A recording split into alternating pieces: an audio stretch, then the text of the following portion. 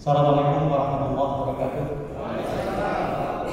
Alhamdulillahirabbil alamin wassalatu wassalamu ala asrofil anbiya'i wal mursalin sayyidina wa habibina wa syafi'ina wa maulana Muhammadin wa ala alihi wa sahbihi ajmain.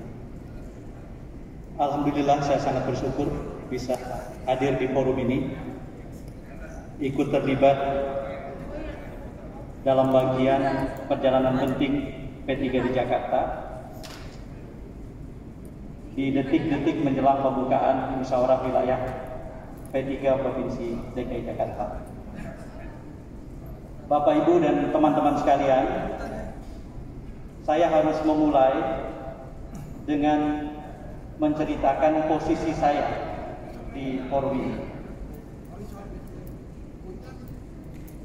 Saya tidak datang sebagai tamu, saya tidak datang sebagai orang luar, saya tidak datang sebagai orang lain, tapi insya Allah saya hadir di sini sebagai bagian dari keluarga besar Partai Persatuan Pembangunan.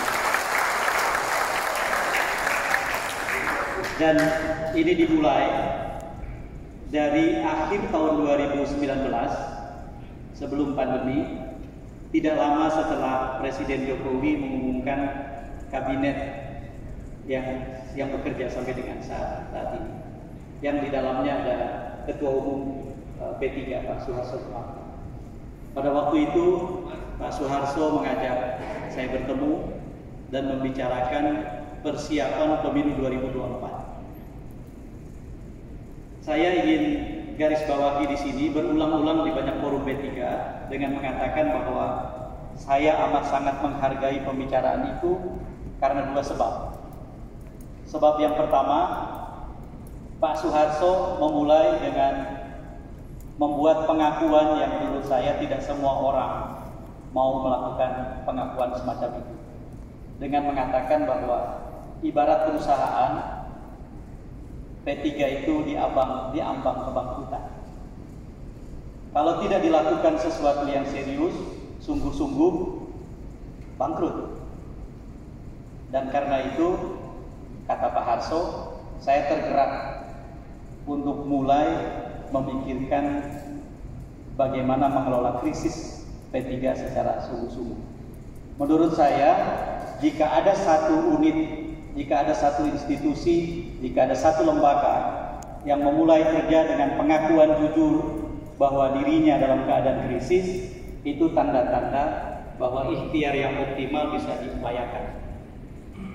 Dan sebaliknya, jika satu lembaga, satu unit memulai dengan menghindari kenyataan, lari dari kenyataan dirinya dalam keadaan krisis, tetapi tidak mau mengakui dalam keadaan krisis, saya kira tidak banyak hal yang bisa diharapkan dari kebangkitan atau maju dan bersatunya lembaga itu. Yang pertama itu. Yang kedua, Pak Suharto mengajak saya bicara di akhir tahun 2019. Sementara pemilu yang dibicarakan 2024. Ada rentang waktu yang sangat panjang antara pembicaraan dengan penyelenggaraan pemilu. Belanda masih jauh, kira-kira. Dan menurut saya itu tanda-tanda lain bahwa rencana mengikhtiarkan manajemen krisis secara serius, ya memang sungguh-sungguh. Karena kalau orang ingin memanage krisis, dia tidak memanage pada saat peristiwa yang dikelolanya sudah di depan mata. Dia ambil ancang-ancang, pasang kuda-kuda jauh-jauh hari, menyediakan payung sebelum hujan. Kalau kata orang Sunda, leungit poe Jumaah, teangan poe Kemis. Kalau kita kehilangan hari Jumat, carinya hari Kemis. Jangan dicari hari Sabtu, sudah terlambat. Bahkan dicari hari Jumat saja sudah terlambat. Nah, jadi Bapak, Ibu, dan teman-teman sekalian, saya hadir di sini semenjak Oktober tahun lalu 1 September tahun 2020, saya dan lembaga yang saya kelola, yang saya pimpin, Polmark Indonesia, menjadi bagian resmi dari kerja pemenangan P3 untuk 2024. Istilah kerennya konsultan political marketing. Dan memang yang akan saya bicarakan itu basisnya adalah political marketing.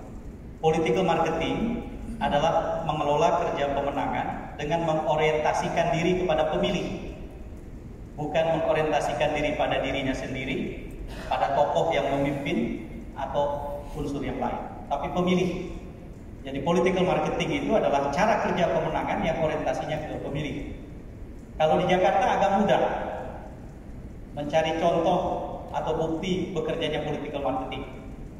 P3 dalam pileg 2019 di Jakarta ditinggalkan pemilihnya karena tidak mengindahkan prinsip dasar political marketing, bahwa yang terpenting adalah pemilih.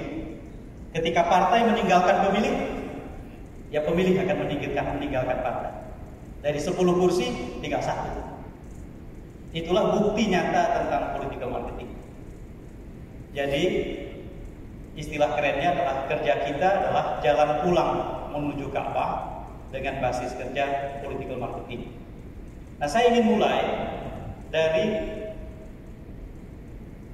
apa yang menjadi kenyataan politik di hadapan kita berkaitan dengan Pileg 2024. Ini Pileg yang sangat berbeda dengan Pileg-Pileg sebelumnya.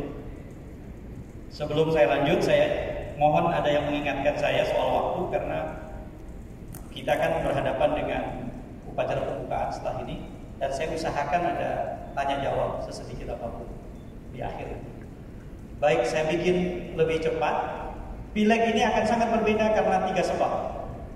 1, ada pandemi. 2, ada ancaman resesi. Dan yang ketiga, ada suksesi.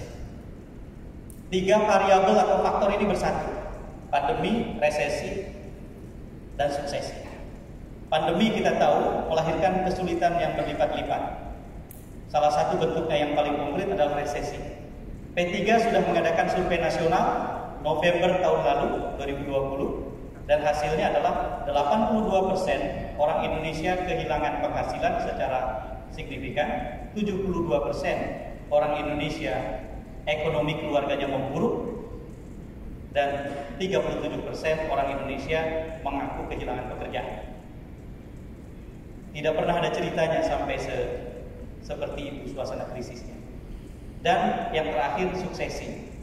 Kenapa suksesi penting? Karena ini masuk akhir periode kedua Presiden Jokowi.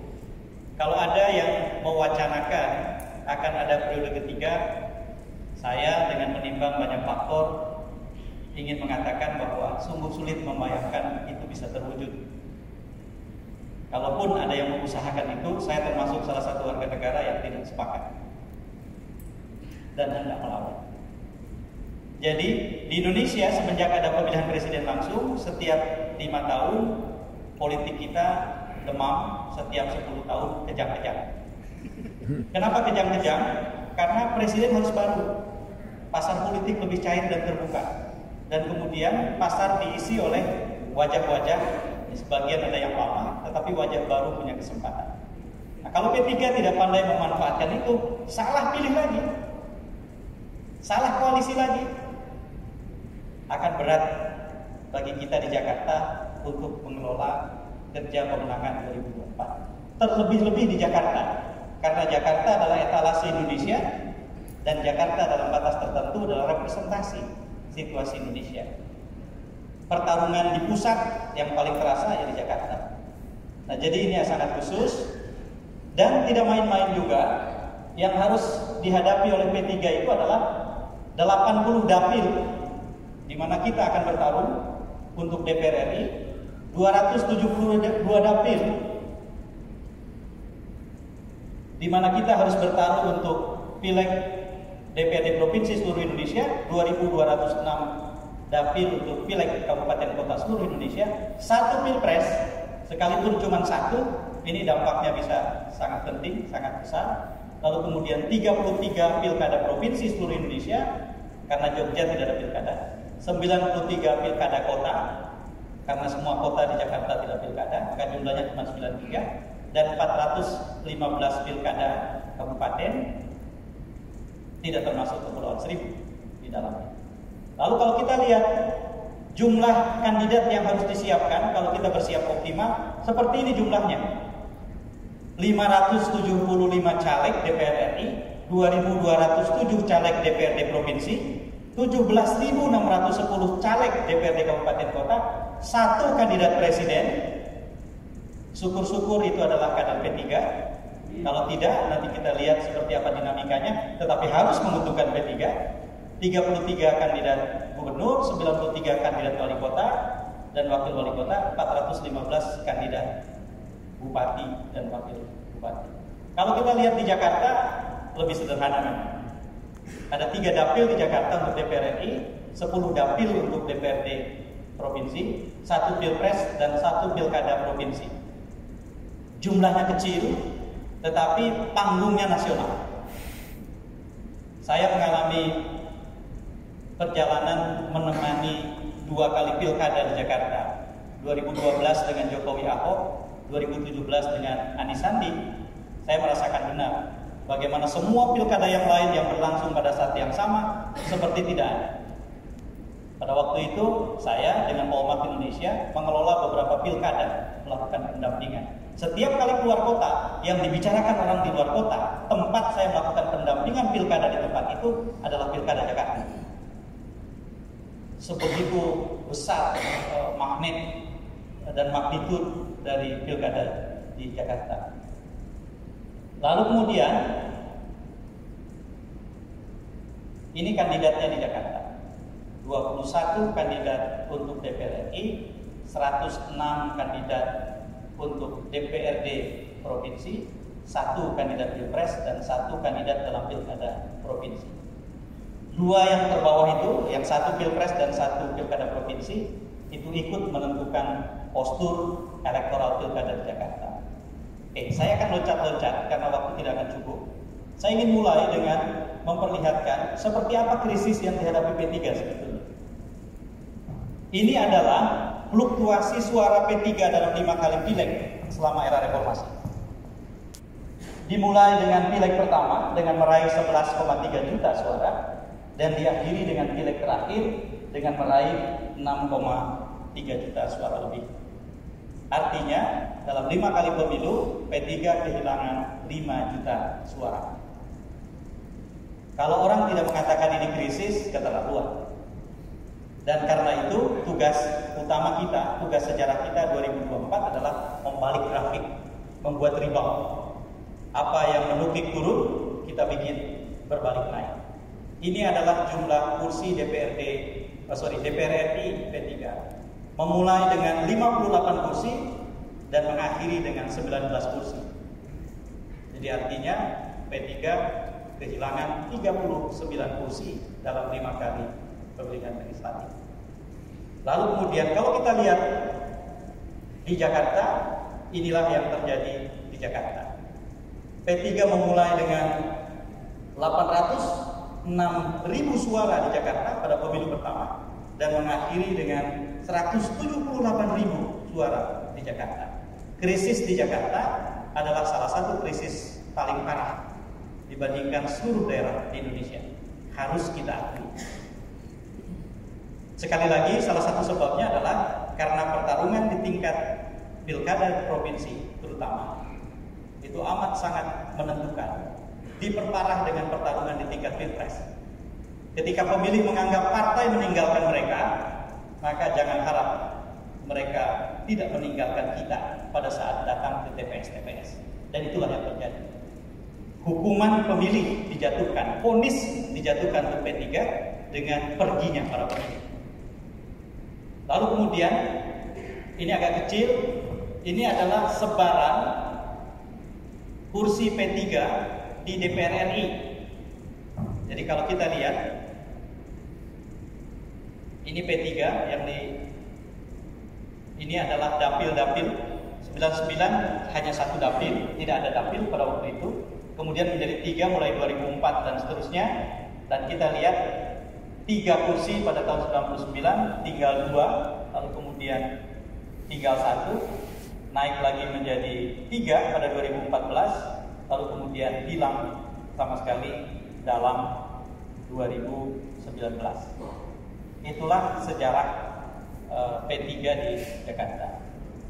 Lalu kemudian seperti ini kursi DPRD Provinsi DKI Jakarta. Dimulai dengan 17 kursi pada tahun 99 di DPRD dan berakhir dengan 1 kursi pada 2019. Jadi menurut saya kita berkumpul di sini harus dengan kesadaran penuh bahwa P3 kita semua di Jakarta berada dalam keadaan krisis yang amat sangat serius. Kalau kita tidak menggunakan logika manajemen krisis, kita akan terlindas oleh zaman, oleh perubahan. Jangan sampai P3 hanya tinggal sejarah. P3 itu pilihannya hanya 2, berubah atau punah. Tidak memilih berubah berarti memilih punah. Kalau kita bikin ekstrim seperti itu. Lalu kemudian sekarang ini data yang lain adalah data persentasenya, persentase perolehan kursi dimulai dengan 17,2%, berakhir dengan hanya 0,9%. Nah, sekarang kalau kemudian kita berpikir tentang mengubah dengan pendekatan political marketing, berarti salah satu yang harus kita lihat adalah seperti apa sebetulnya anatomi pemilih 2024. Kalau konteks tadi sudah kita bicarakan. Ada resesi, ada pandemi, ada suksesi. Kalau kita lihat pemilih, maka gambarannya seperti ini.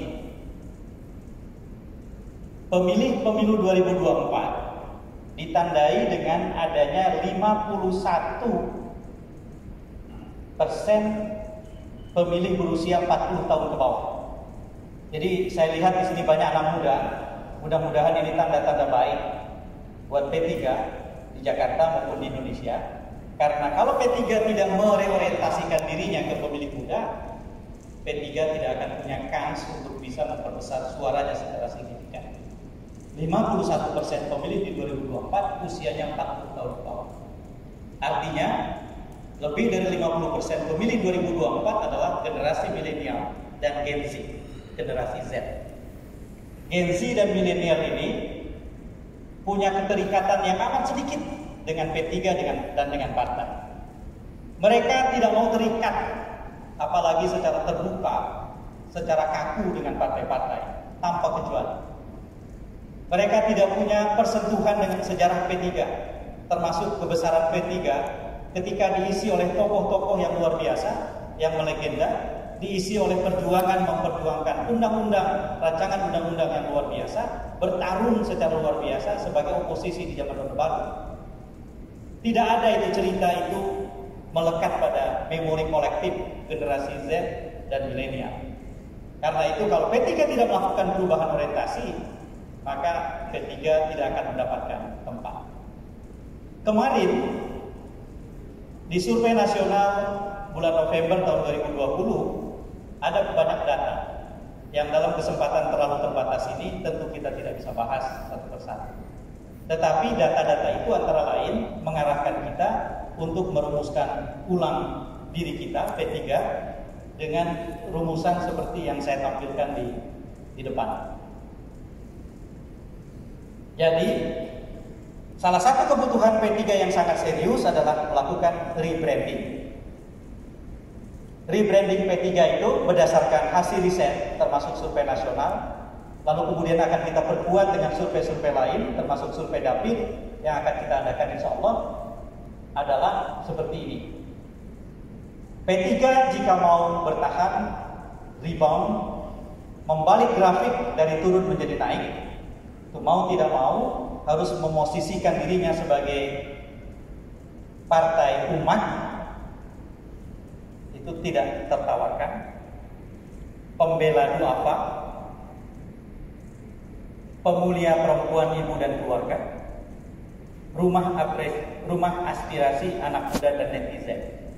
Khusus untuk anak muda dan netizen, rumusannya adalah rumah aspirasi. Rata-rata anak muda terutama tidak mau berumah tetap di satu tempat, tidak mau mengikat diri dengan partai, tetapi aspirasi mereka jika kita akomodasi, jika kita perjuangkan, maka akan membuat mereka merasa P3 salah satu rumah mereka. Lalu kemudian pembeda yang harus dibuat P3 atau diferensiasi Diferensiasinya adalah harus ada di dekat dan bersama rakyat, lalu kemudian menjadi bagian dari solusi masalah-masalah rakyat. Brandingnya Ka'bah. Jadi P3 selama ini menurut saya dari jauh itu melupakan identitas simbol yang paling kuat pada dirinya, yaitu Ka'bah. Ketika disurvei, kemudian didata apa saja yang melekat pada tubuh P3, terus kemudian pemilih ditanya, responden ditanya, ternyata 71,2% pemilih Indonesia mengatakan Ka'bah itu mewakili identitas umat Islam. 71,2%. Nah, P3 selama ini merupakan Ka'bah, menggantikan Ka'bah dengan wajah, dengan tokohnya, menaruh baliho di mana-mana dengan mengecilkan Ka'bah, membesarkan gambar ketua umum, menampilkan tokoh-tokoh pribadi yang justru mudah dikriminalisasi. Peristiwa Maret 2019 adalah pelajaran berharga buat P3. Ketika di tengah persiapan pemilu April 2019, bulan Maret 2019, P3 terkena musibah, dan musibah itu langsung menuju ke gambar yang ada di baliho-baliho P3 pada saat itu. Ka'bahnya kecil, gambar tokohnya besar, dan itu adalah kekeliruan yang tidak boleh diulangi. Karena itu saya senang, sekarang kan sudah ada standar, kayak musmil begini, itu seperti haram lagi hukumnya, ada gambar ketua umum, gambar sekjen, gambar ketua DPW, gambar sekwil. Karena memang pendekatan mau diubah. Kalau teman-teman menerima link yang isinya adalah file resolusi tinggi untuk media luar ruang, dari mulai baliho besar sampai spanduk beberapa waktu kemarin sebelum Ramadan dan sebelum Idul Fitri, maka akan melihat bahwa di situ tidak ada tempat untuk wajah kecuali di spanduk. Kenapa? Karena spanduk itu dilihat lebih lama dibandingkan dengan baliho dan ditempatkannya di kelurahan-kelurahan. Selain itu, wajah besar yang mau kita tampilkan adalah Ka'bah. Bukan hanya Ka'bah, tetapi hijaunya. Bukan hanya itu, kita tambahi merah putih. Kenapa merah putih? Karena P3 ingin menjadi hijau yang menjembatani penyatuan semua kelompok yang beragam di Indonesia. P3 menampilkan merah putih antara lain untuk menjadi rumah aspirasi buat anak muda. Kurang lebih seperti itu. Nah, sekarang saya mau perlihatkan seperti apa target dibuat untuk 2024. Inilah rumusan target berdasarkan riset, penelaahan dan lain-lain yang dilakukan sejauh ini. Jadi, semangat yang mau kita bangun adalah minimal kembali ke kejayaan tertinggi sepanjang reformasi. Itu semangatnya. Kalau di Jakarta, semangatnya mau ditinggikan lagi.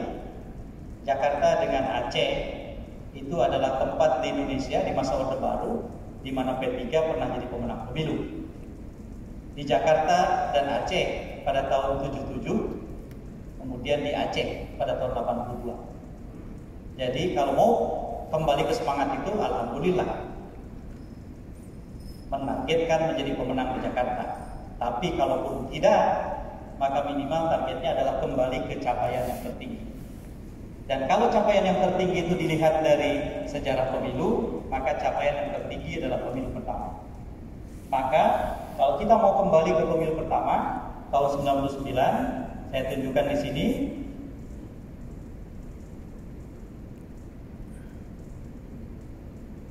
Ini adalah targetnya, 11.329.906 suara, atau 1 suara lebih tinggi dari pemilu tahun 99. Kalau kemudian target itu dibikin rentang, maka ada target lain, target kedua, yaitu 15.810.349 suara. Dari mana ini? Yaitu dihitung untuk setiap pemilu selama 5 tahun, 5 kali, provinsi mana yang pernah di tahun mana provinsi-provinsi mencapai suara tertinggi. 28 provinsi tahun 99, 4 provinsi di tahun 2004, 1 provinsi di tahun 2009, dan 1 provinsi tahun 2014. Digabung suaranya menjadi 15 juta. Itulah capaian targetnya. Jangan khawatir, ini bukan capaian di awang-awang. Jadi di Jakarta misalnya, kita P3, makanya setelah Muskil ini mari kita intenskan kolaborasi dan sinergi. Karena untuk Jakarta, untuk seluruh Jawa, kita sudah punya peta zona prioritas. Peta zona prioritas adalah zonasi satu wilayah kerja pemenangan yang cikal bakalnya bagi kami di POMA memang dimulai di Jakarta tahun 2012. Ketika pada waktu itu Pak Jokowi harus menghadapi pertarungan yang sangat tidak mudah dengan waktu yang lebih terbatas, karena setiap hari kerja harus kerja di Solo, hanya akhir pekan kerja di Jakarta, menghadapi incumbent petahana Pak Fauzi Bowo yang memiliki waktu yang amat sangat leluasa berkampanye. Maka harus ada zonasi Jakarta. Zonasi Jakarta itu saya adopsi dari zonasi yang dibuat dalam bentuk micro targeting yang dibuat Obama untuk kampanyenya tahun 2008 di Amerika. Saya adopsi caranya, lalu kemudian diterapkan. Dan dari 267 kelurahan di Jakarta pada tahun 2012, hanya 77 saja sebetulnya kelurahan prioritas. Dan Jokowi belusukan di 77 kelurahan itu. Bagaimana memilih 77 itu? Cara memilih 77 itu adalah dengan memilih variabel atau faktor yang dianggap penting. Kelurahan yang paling padat pemilihnya, kelurahan yang anggota kakaknya paling tinggi, atau mata pilih rumah. Saya yakin teman-teman dari DPC lebih hafal dari saya. Koja itu, seingat saya, rata-rata mata pilih perumahnya itu 9, hampir 10. Saking padatnya itu kelurahan. Tapi Pondok Indah itu 2,2. Jadi kalau ada orang kampanye di Pondok Indah ketemu 100 orang, orang lain kampanye di Koja ketemu 100 orang, yang di Pondok Indah kampanye orang yang 110 pulang ke rumah cuma jadi 220 orang. Tapi orang yang kampanye di Koja 100 orang pulang ke rumah jadi 1000 orang. Itu bedanya. Makanya variabel yang sangat penting selain padat pemilih adalah rata-rata anggota kakak atau mata pilih ke rumah. Waktu itu di 2012 yang juga kami masukkan adalah konsentrasi golput di pilkada sebelumnya. Waktu Fauzi Bowo hampir saja kalah oleh Pak Adang Dorojatun 2007. Ada 2,3 juta golput di Jakarta dari kurang dari 6 juta pemilih. Besar sekali, kita masukkan dari variabel. Sisanya ada 4 variabel yang lain. Konsentrasi pemilih Jawa, karena orang Jawa paling banyak di Jakarta, di atas orang Betawi, di atas orang Sunda. Dan Jokowi adalah orang Jawa. Lalu kemudian konsentrasi warga miskin atau golongan menengah ke bawah dengan penghasilan 3 juta ke bawah. Besar, di atas 70%. Lalu kemudian kelurahan dengan konsentrasi dengan agama yang menyebar. Kalau agamanya terlalu tidak menyebar seperti Kristen di